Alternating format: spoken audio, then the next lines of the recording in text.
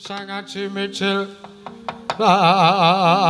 adenya ngetale wawas ong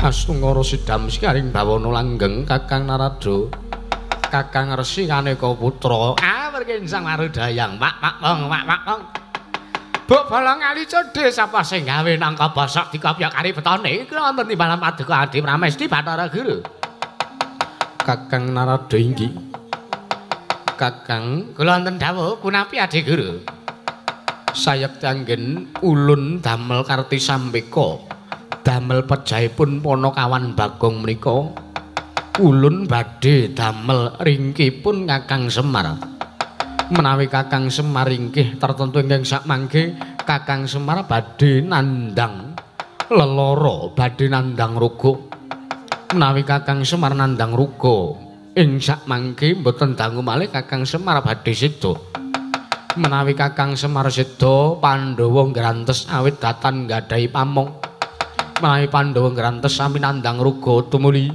para Pandhawa tekaning pati tiyang ingkang boten remen kalian pun para Pandhawa angel mijet wae ngrandi suwe banyu sinaring anggenipun badhe damel cintrakanipun para Pandhawa katitik wonten mriki sampun katingal pamothaipun yoga ulun inggih menika pun Bathara Kala ha nggih lajeng paduka Adi Pramesti Bathara Guru kadiparan Kakang Narada babar pisan ulun bakal dawuh kelawan Dewa Srani kula wonten paring dawuh Rama Pukulun babar pisan kinarya ngebyuki kanan ana ing padukuhan mring apus ulun dawuh kelawan jeneng kita kebyakna barisan ing para wadyabala saka negara ing Tunggul Malaya sak panengkare pisan kabeh kandhena jero nganti ingkang jijir sendika ngestaken dawuh paduka Hyang Adi Pikulun manik moyo lajeng mangkatipun ingkang putra benjang punapa mboyake tang sambung Barsala lintang tumuli budhal dina iki Kakang Narada punapi ulun suwun supados Kakang Resi Kaneka Putra anganti saklimah sangganing para Durandara para Jawata mandhap wonten ing Madyapada nggih Adi Guru ngestaken dawuh paduka Adi Pramesti Bathara Guru di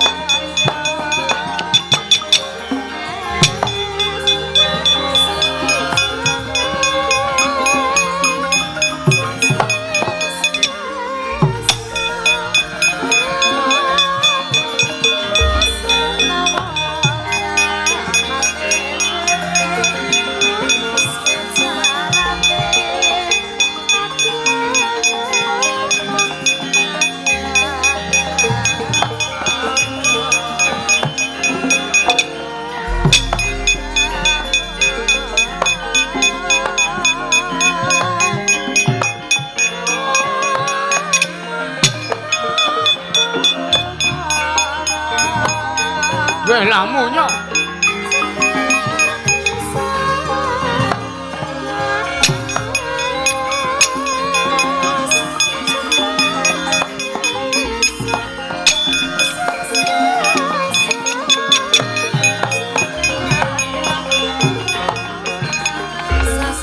parekoten prayetna semuriris semsikik.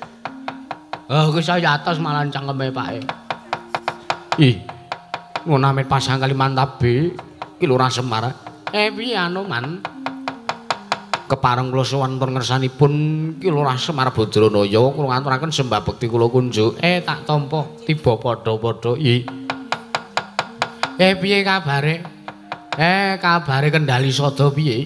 Pangestunipun berkah pamujinipun Kyai Nayantaka sami manggih rayi wilujeng. Ora ya apik-apik wae to man, ora ana panjalmane mungsuh to. Syukur binagi sewu bejo kemayangan. Kawonten-wonten ing mertapan manggih ayem-ayem. Datan wonten rubeda setunggal punapa ki Lurah? Ya syukur alhamdulillah. Dos pundi kabare panjenengan? Ya apik kaya ngene iki. Ya kejaman Sinuwun Prabu Sri Rama Wijaya nganti seprene aku ki kere terus man. Mboten napa-napa. Ingkang penting menika ingkang baku menika dadipun syukuri. Ya. Piye man kabare man? Ki Lurah Nala Garing. Iya pangestunipun sae. Wes, rambutmu semiran barang. Tuwek semiran barang. Iya menika kula nggih nutupi rambut kula sing pun do putih. Piye? Menika kanggo kula nutupi rambut kula sing pun do putih. Lah nami iki kethek putih, Kak. Wah nggih, Dik. Nggih nyatanipun menika nggih ngaten menika kawontenan kula. Ayo. Senggana eneng apa, Ki Lurah? Piye? Kula menika ngrumaosi, kula menika ngraos. Bilanggen kula gesang wonten ing Madyapada menika sampun mapan wonten ing puputing jaman. Teges badhe mboten dangu malih badhe tumapak perang ageng Bratayuda. Jernyatanipun ngendikanipun para winasis gesangipun Anoman menika namung dumugi jaman para putu-putu Pandhawa benjang. Nalikanipun wayah Pandhawa sampun kajumenengaken nata wonten Prajanagari Ngastina. Kamangka kula rumangsa kula ngrumangsani bilanggen kula gesang wonten ing Madyapada menika sampun dangu mataun-taun malah kepara mangabad-abad. Nanging kenging punapa mboten wonten setunggal kemawon dereng wonten setunggal kemawon ngilmu ingkang saged kula mangertosi. Terus karepmu prapta mrene Ki Lurah babar wisan kula menika sampun dangu ingkang kula gadang-gadang kawit alit menika benjang punapa ta kula saged nyumurupi,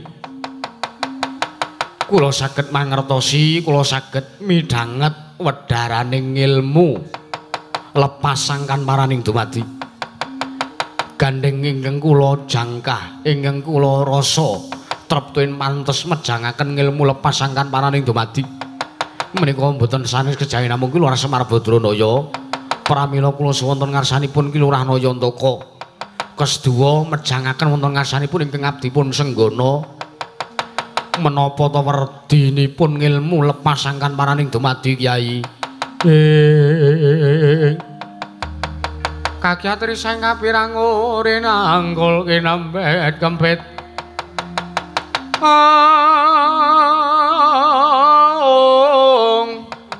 Dosang retnaning bawana kita kang walang ati.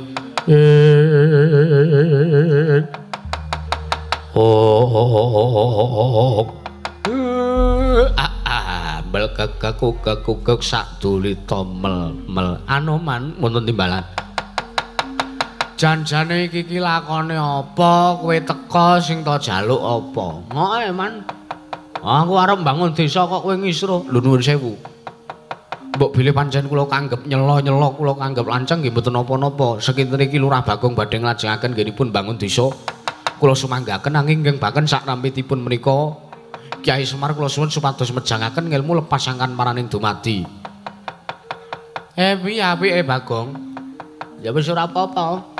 Wong mau jare dewa-dewa arep ngamuk ning kene kok. Engko ki malah Anoman iso dikongkon. Lho, wonten perkawis napa? Kowe ora reti ta kowe? Mboten. Mbok kula diparingi dawuh. Engko wae, engko ora ngerti dhewe kowe. Senggana wonten dawuh Ki Lurah. Nek kowe arep ngerti wujude ngilmu lepas sangkan paraning dumadi kuwi, kowe luwih dhisik kudu iso ngerti sartane kowe kudu iso medharake ngilmu lepas sangkan parening dumadi. Menawi Paduka Kyai Nayantaka dawuh kados mekaten tartentu kula sampun mangertosi.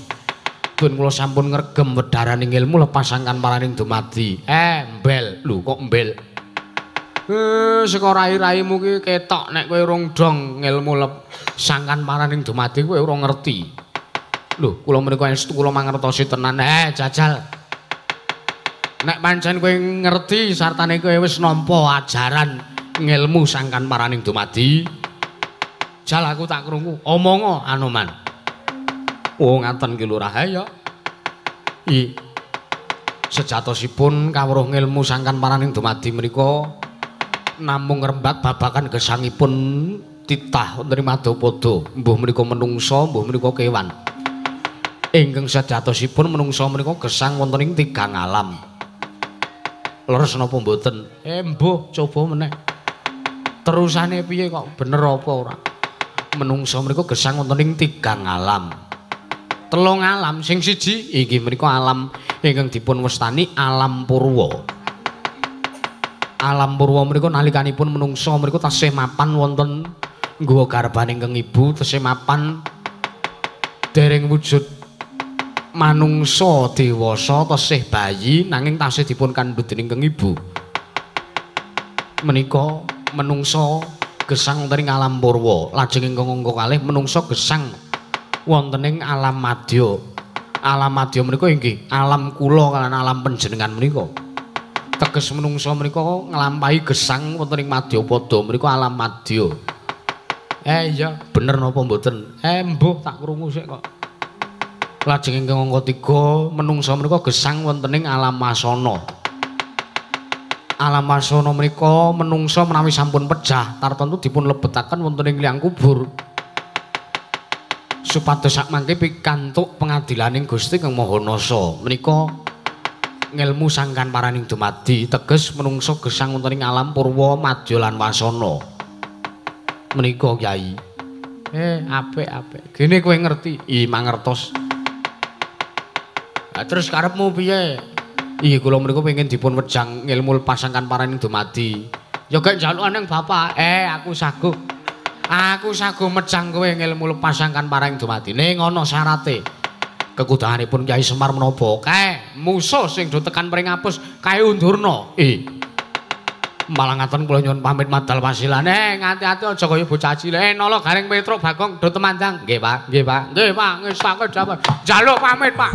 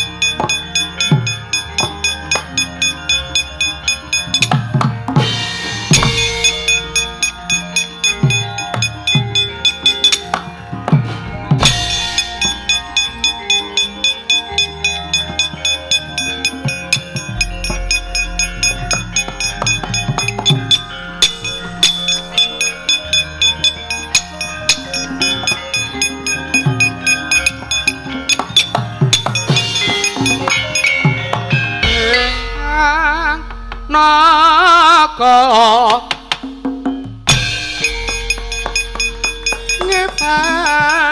ngepate gengira rekalane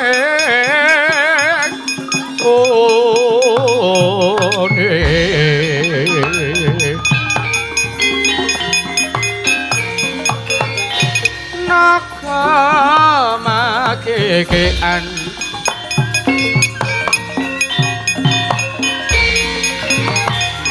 kumambang katonku mawang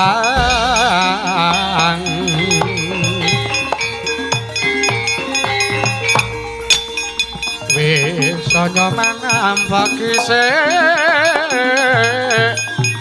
manao cikro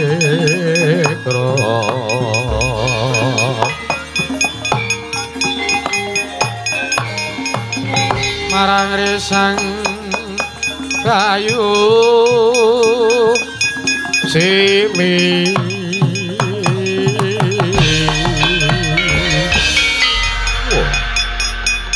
menungso ora tatanan munyuk putih ora pangling tuwekan Anoman wis tuwek barang isih pupuran putih wolah keparat ayo apa-apamu lah kok dadi iki ana wadyabala tak sawang cat katon cat ora kowe wadyabalane sapa iki wadyabala Tunggul Malaya kaseting Prabu Dewasrani nampa utusan saka Sang Hyang Manikmaya pringapus supaya dibiyuki Bathang Sayuta merga Panakawan Bagong sing pakartine kaya menungsa pidak pejaratan lah parat marata ngaku kowe sapa takon karo aku tumenggung Bragal Bolu kita ayo wadyabalaning Sang Prabu Dewasrani dasar kepara nyata ayo di kowe kok dadi kelithian mapan ing pringapus barang aja mepalangi lakuku nggonku bakal ngrangket lan Ponokan Bagong kowe arep ngrangket karo Ponokan Bagong kudu iso nglundungke janggane Anoman babar apa lena pangindak candhak sirahmu ableh tak nggo tambul kelakonane kene marganing matimu Singalena Prapteng Lalis kowe tak candhak sirahmu cokot gulumu modar ilang nyawamu dadi rondo bojomu lho menungsa ora tatanane parat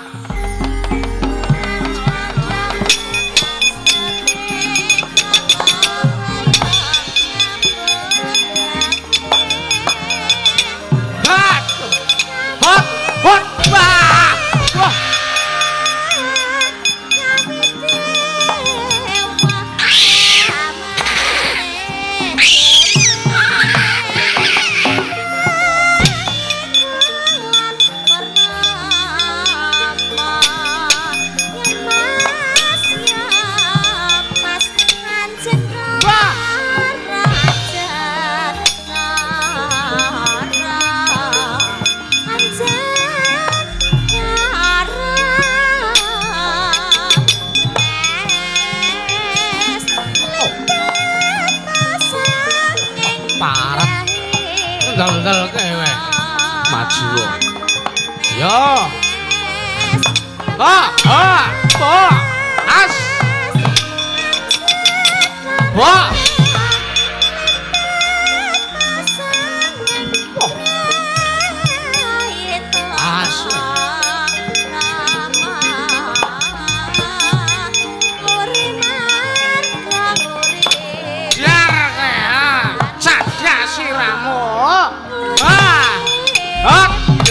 kaya ngene iki jalukanmu parang jar sanjak kowe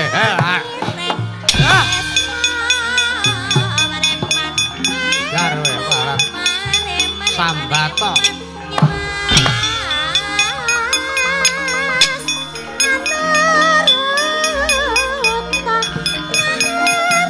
keprak kok gak menak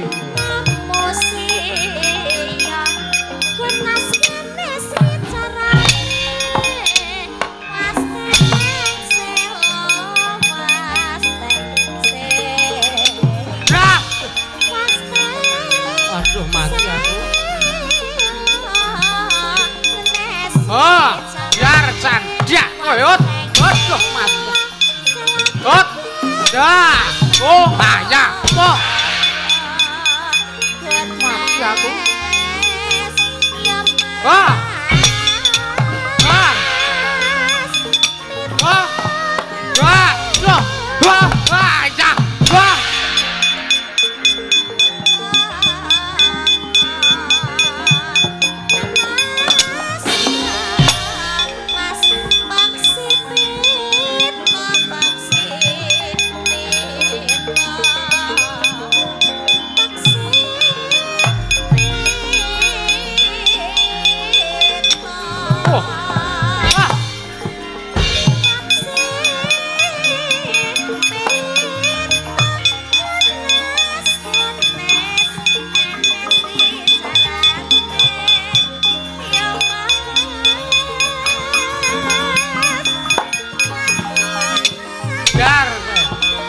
Ganti wayang, ganti. Ah. Ah. Ya. Oh. Hot. Ah. Mati aku. Hot. Hot. Piye? Hot. Hot. Hot. Hot. Hot.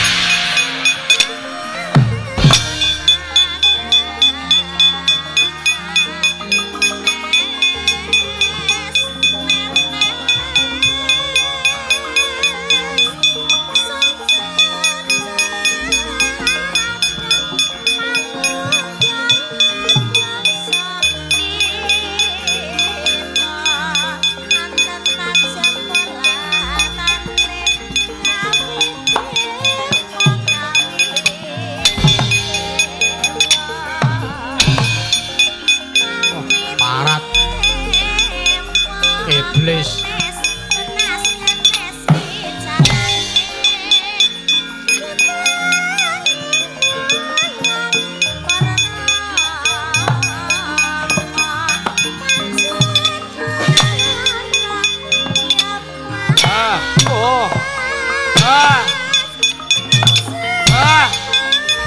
Hot. Hot.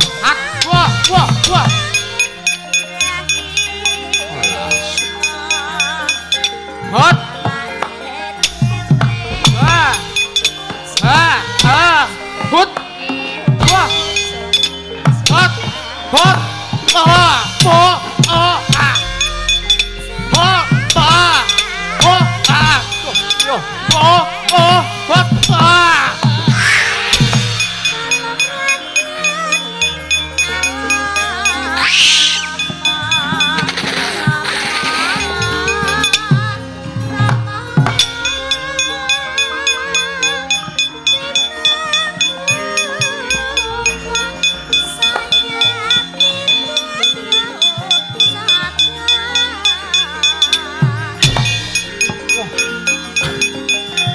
Ki maju pisan ning wong kene.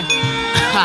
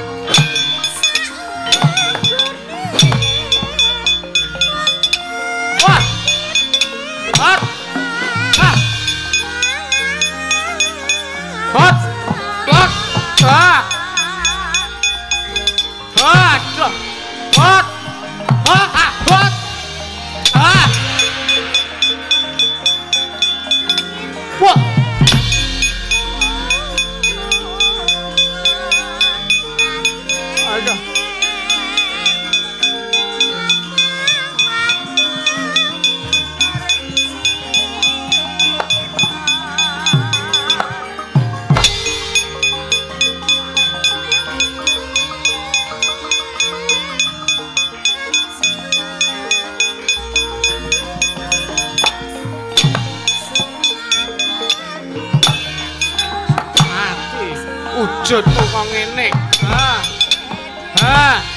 Ut. Waduh.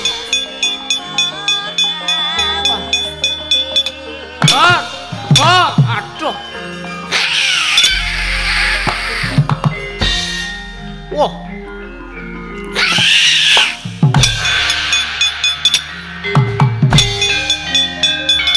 Wah.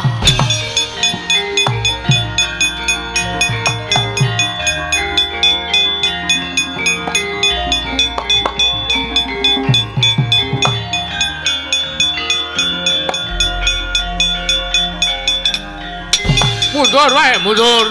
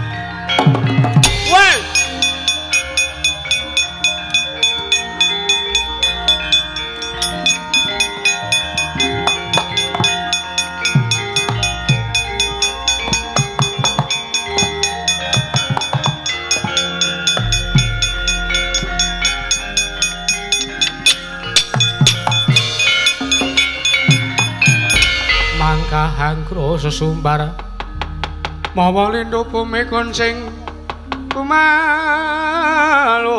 guntur katok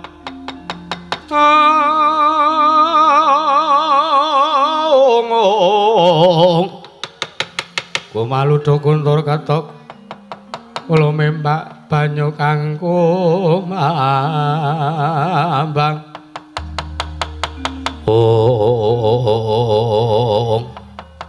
Anoman piye? Ketiwasan ki Lurah. Ketiwasan piye? Mboten nginten babar wisen. Sekawit kula majeng wonten ing pabaratan campuh kalian wadya balanipun Prabu Dewa Srani. Nalikanipun kula saged ngunduraken wadya balanipun Prabu Dewa Srani ketitik sami nungsang puyang anumbuk bentus gudel bingung. Lah terus nanging ingkang damel giris manahipun Anoman nika ingkang majeng sanes wadyabala sabrang sanes tumenggung wadyabala tunggul Malaya mriku babar wisan sanes. Sing maju sapa? Dewa Srani sanes. Lah terus sapa ingkang majeng? Inggih menika dewaning para dewa Gewang Pikulun Manikmaya. Kowe wedi karo Manikmaya? Tak tandangane kene Anoman.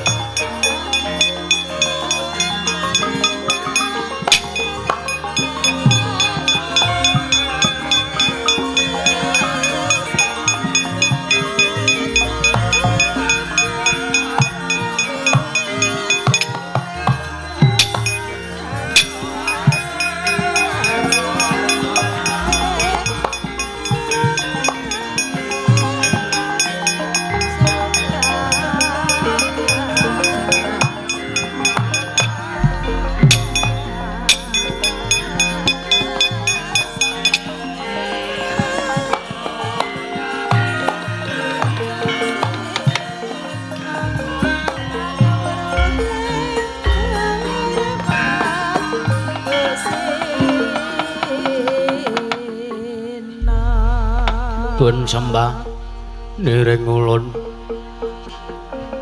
kapurpurisang amor bengrat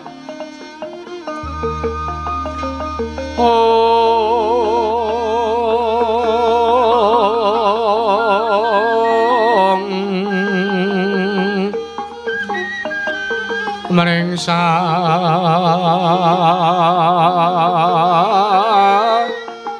anane engkang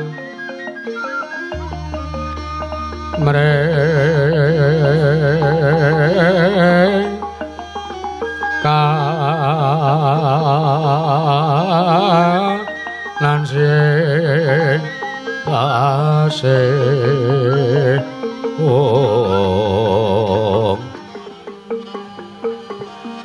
mawe buka kang sawega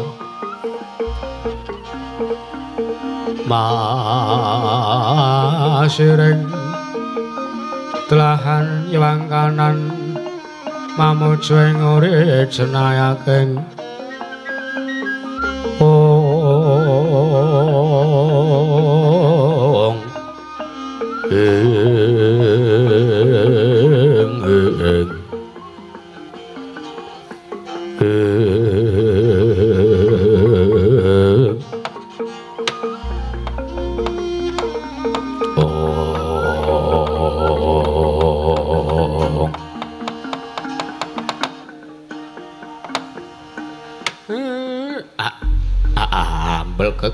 gaguk sadulu tomel mel Manik Maya kowe iki piye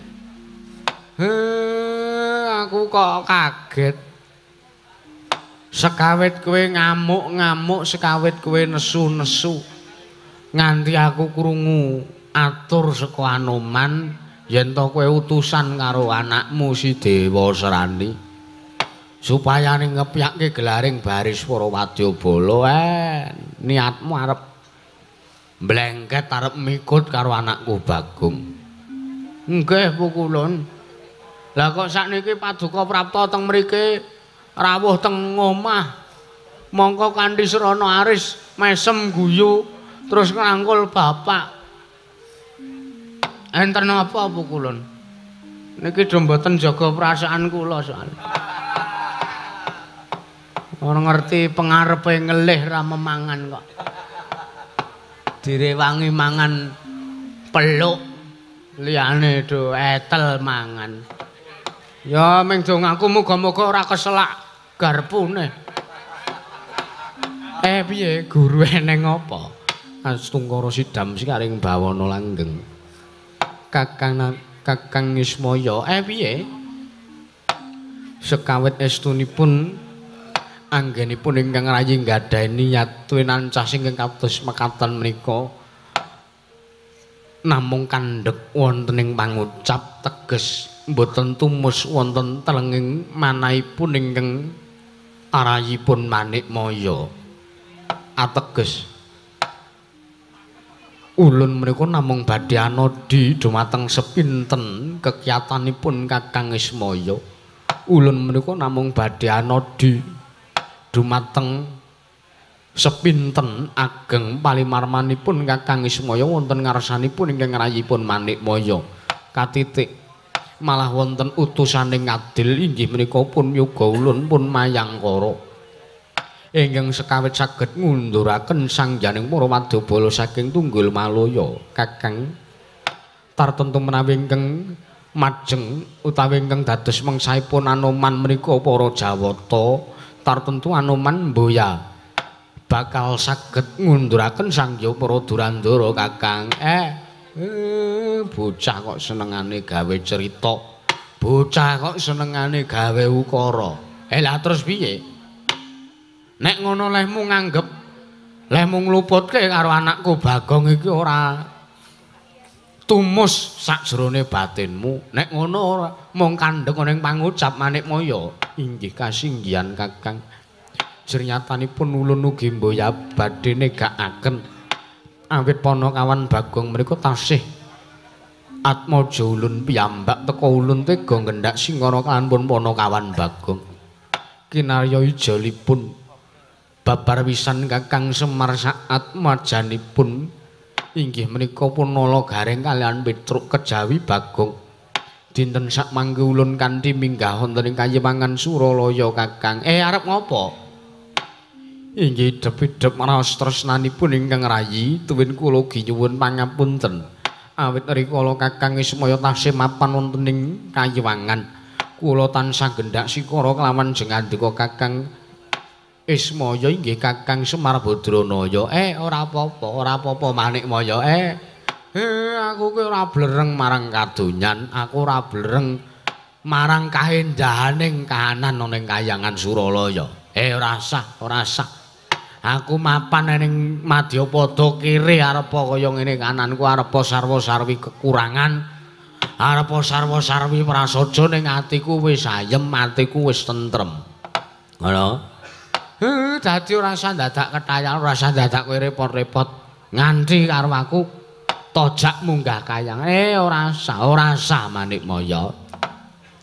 Mbok ya nglegani anak-anake to, Pak. Aku ki pengen munggah Kahyangan Pak Tatro. Iya, nek kowe do arep munggah Kahyangan terus mengko sing gara-gara sapa? Ayo sakanane.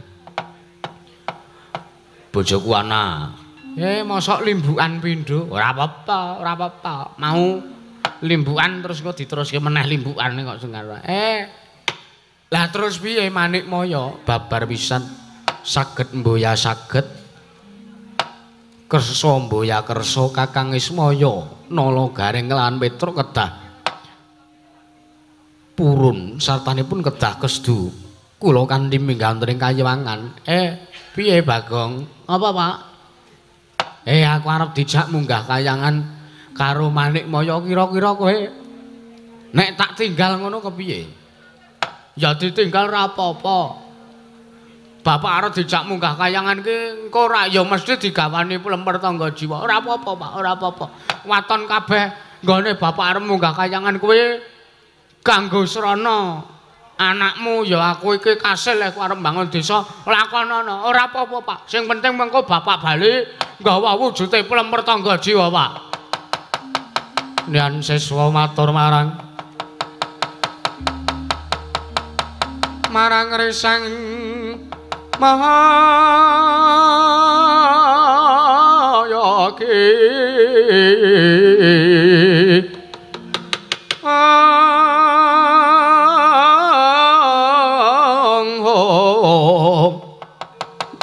sarwe para kadiparan karasaning Hyang Utipati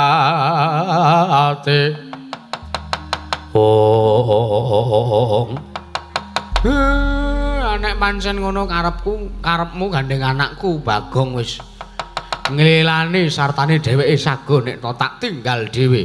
Inggih. Kakang Semar babar pisan ulun menika ugi badhe maringaken wujudipun mlemper tangga jiwa.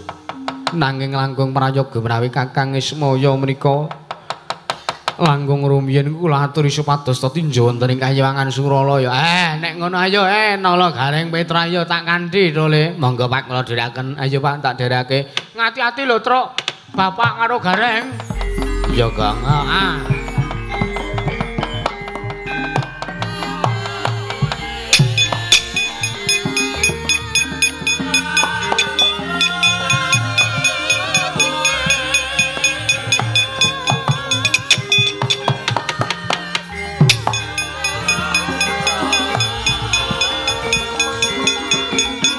Bapak pergi dulu. Nggih. Hati-hati, mulih rangga wedokan ora.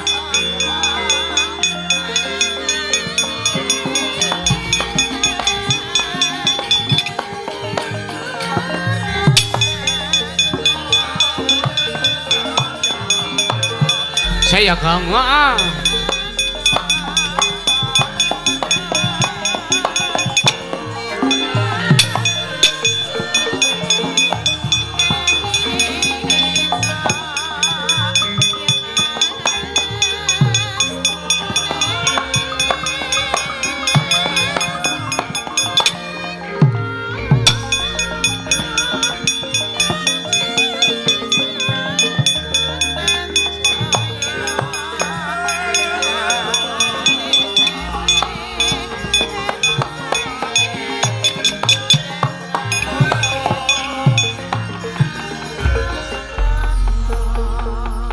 wis kok ngene iki terus arep ngopo? Ha inggih kula piyambak mboten mangertos. Lah kok malah panjenengan menika malah negaken dumateng tindahipun inggih menika Kiai Ismaya kalian Ki Lurah Petruk kalian Ki Lurah Gareng. Lah piye wicekno wong can nyate Bathara Guru arep menehi bebungah karo bapak. Oh ngaten no. Ning mungkin dados ning kawuningan Ki Lurah. Ngapa? Adat saben ingkang sampun aja dadekke siji. Dadi adat sampun. Nggih. Sampun ki wong nek nggon aku kono ki. Nggih. Ngapa? Adat saben ingkang sampun kelaman menika pendak-pendak Wangpi Kulon Manikmaya badhe paring bebungah wonten ngarsanipun Kyai Semar Badranaya menika janjanipun namung samudana. Piye maksudmu piye kok aku radong samudana piye? Lagu sesideman kae. Lho senes. Lah apa samudana ki apa?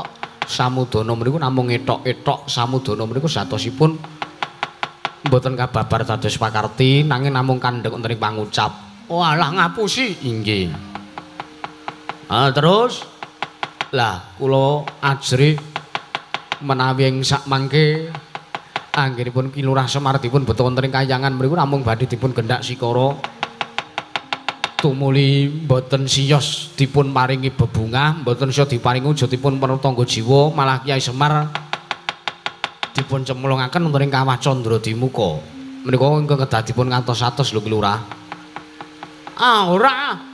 Kowe mbok aja ngawur to, manuk kok ngedeg-degi aku lho. Mboten kateges kula mriku ngedeg-degi mriku babar pisan mboten. Awit kula piyambak mriku ugi sampun nate midhanget pangandikanipun Ki Lurah Semar Badranaya bilih jatosipun Iwangpi Kulon Manikmaya mriku mboten lahir batos, tuwin mboten mathuk, mboten remen. Menawi Kyai Semar Badranaya tesih gesang tering Madyapada Ki Lurah. Kagiatri sang kapirango Rinangkul kinempet kempet sang retnaning bawana.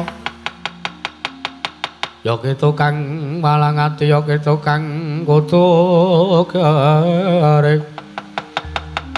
Oh,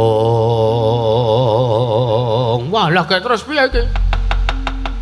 Sampun ngantos waskuwatos menawi ing sak mangke Ki Lurah Semar Badranaya sak kadang jengandika nggih menika pun Ki Lurah Nala Gareng Lurah Petruk Kandhong Bolong badhe dipun gendhak singkara awit tartentu wonten sampun badhe wonten ingkang mbelani kalian ingkang Rama lan para kadang-kadang jengandika Ki Lurah.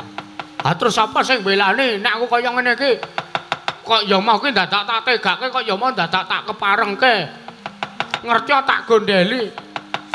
Nuwun sewu. Kula kinten jengandika Ki Lurah Bagong piyambak saged nrenggalangi marang niatipun Sang Hyang Manikmaya ingkang boten prayogi. Maksudmu? Kula aturi lerem sawetawis. Kula badhe nyabda wujudipun Ki Lurah Bagong supados sak mangke saged minggah wonten ing Kayiwangan Suralaya kanthi gampang Lurah. Aku arep dadekke apa? Manut aku ki man. Karang kowe tak mongken biyen kok ya man. Nggih.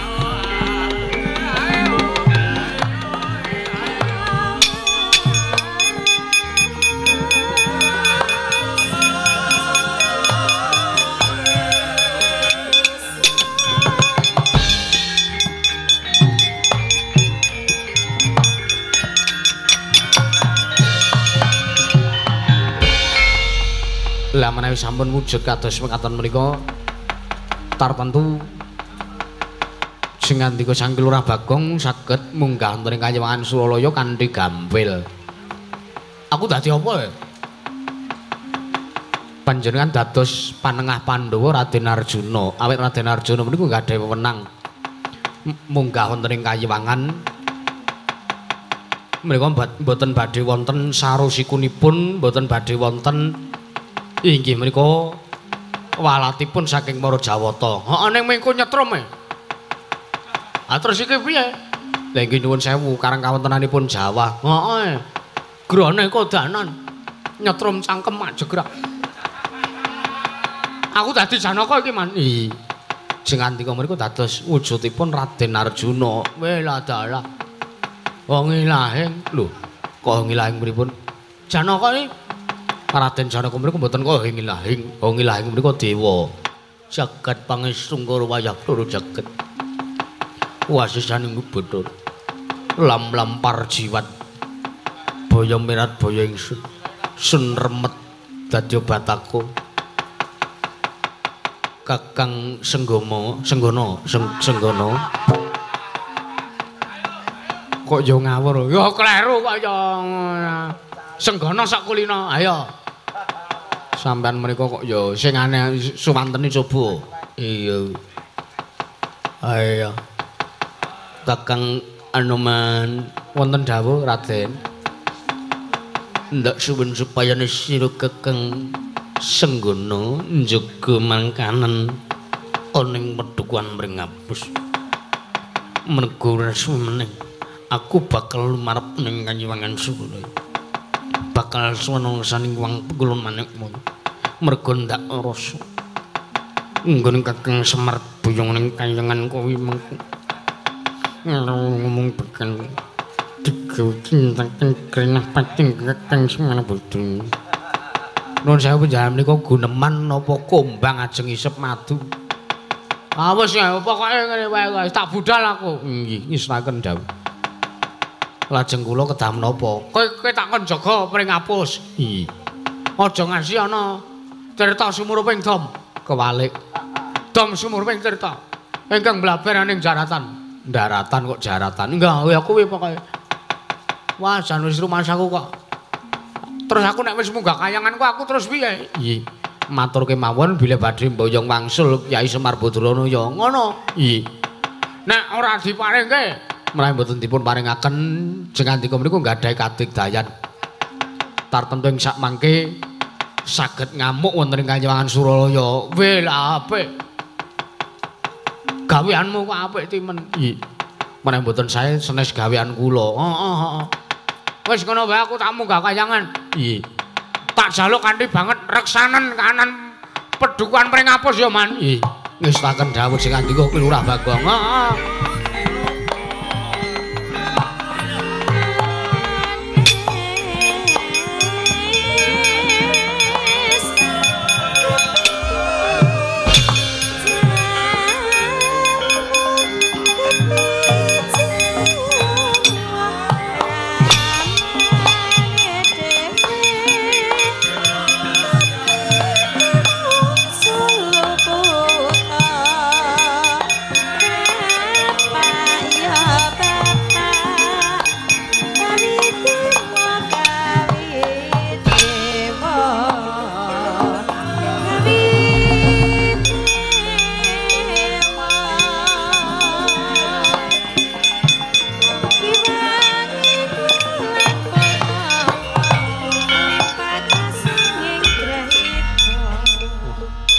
Aku kudu gawe cara panakawane do lunga iki terus sing gara-gara mengko sapa tak njupuk gaman mbok menawa kene ana gaman.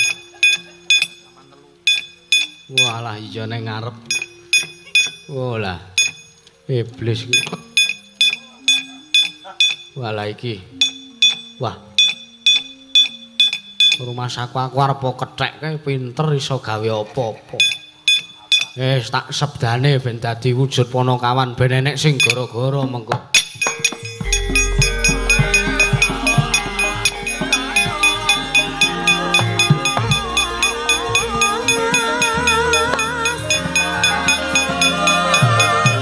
Modaro tok seleh ngendi ra.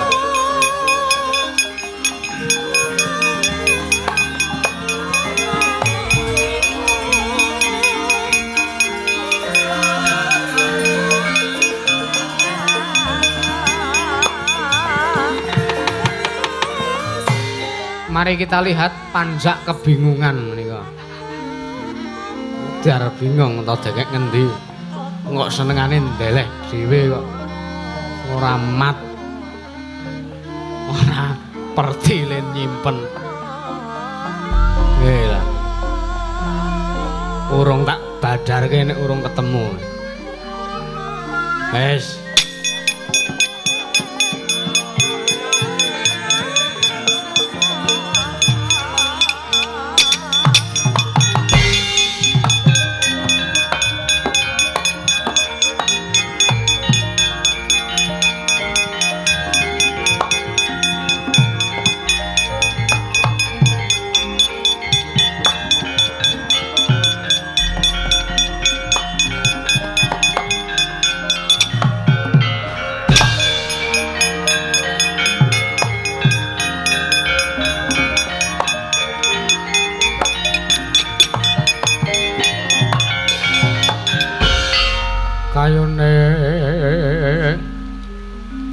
sajate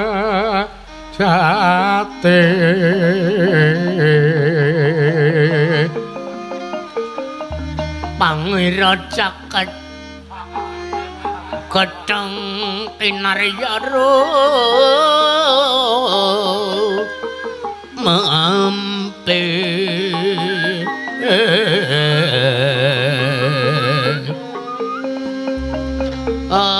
pratapaka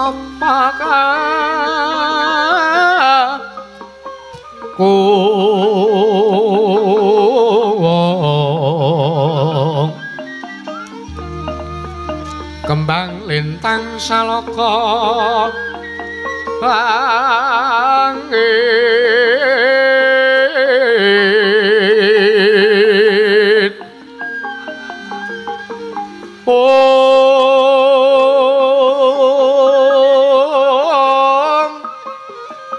apa surya lanteng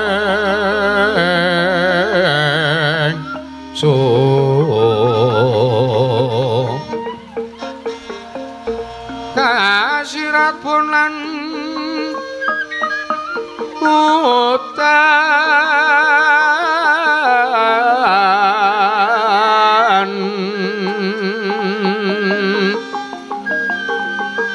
puncak ngangkasa bumi bengkak pradewi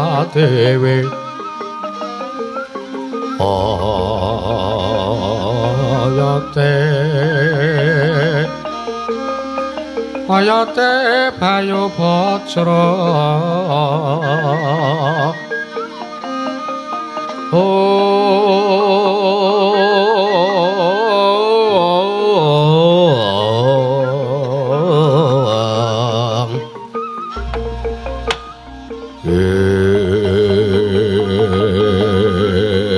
pates manis sebut